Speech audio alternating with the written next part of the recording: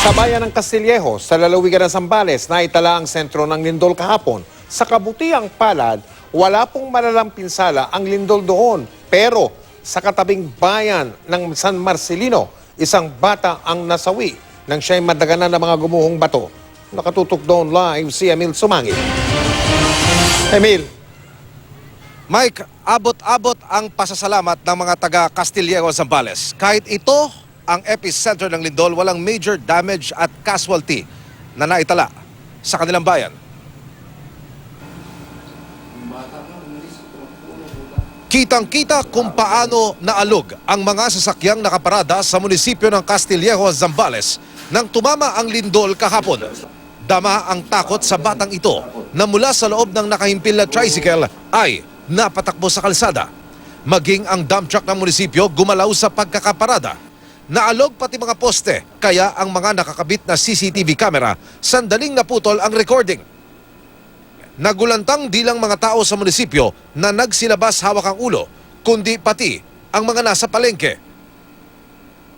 Pero kahit sinasabing dito sa Castillejo ang epicenter ng lindol, walang casualty at kakaunti lang ang naging pinsala. Nagabayan kami unang-una ng Diyos at nagpapasalamat din kami dahil talagang yung kaba ko nung paglabas ko ng opisina po kanina, dala ko yung rescue truck. Sa lakas ng pagyanig, ang akala ko po ay mayroon kaming talagang aabutang mga taong nakahandusay. Pero dito, sa bulubunduking barangay ng Buhawen sa karatig bayan ng San Marcelino, isang 6 na taong gulang na batang lalaki ang nasawi. Makaraang madaganan ng mga nagbagsakang bato mula sa tuktok ng bundok. Tumakbo na po kami. Kinuha po yung dalawang bata niya po, yung isang dalawang anak niya po. Binitbit niya po. Tapos itong maliit po, kinuha ko rin po yung binitbit. Yung isa po, naiwan na po. Pero balikan na namin po, hindi namin po na Si Warren yun. po, si Warren.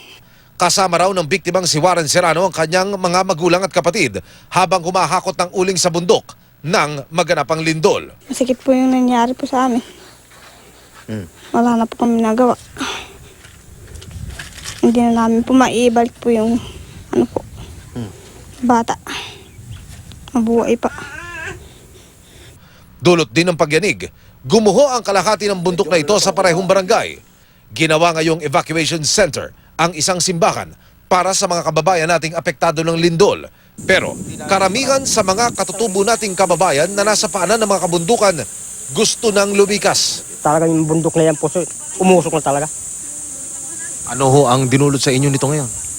Medyo naninirvous na po, sir. Pati yung pamilya ko po, sir, naninirvous. Nagdamag po, nakita ko may baga po dyan sa bato na yan. Ako sir, hindi ako nakatulog. Yung mga pamilya ko na lang po, sir, ang pinatulog ko, binantayan ko sila nagdamag, sir. May plano po ba kayong lumikas? Oo, sir, para kung yun ang kaligtasan po namin, talagang sasama po kami. Yung dumating yung lindol, gumanin yung bundok. Pag ganun yung bundok, yun na nga, niya. Kayo ba'y... Nabiyak yung galupa doon sa dam.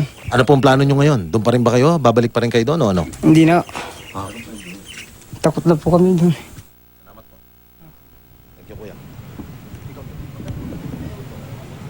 Nakabantay sa aftershocks ang Provincial Rescue Team ng Zambales, lalo na doon sa bayan na nasa paanan ng kabundukan. Mike. Nakakalungkot. Maraming salamat, Emil Sumangit.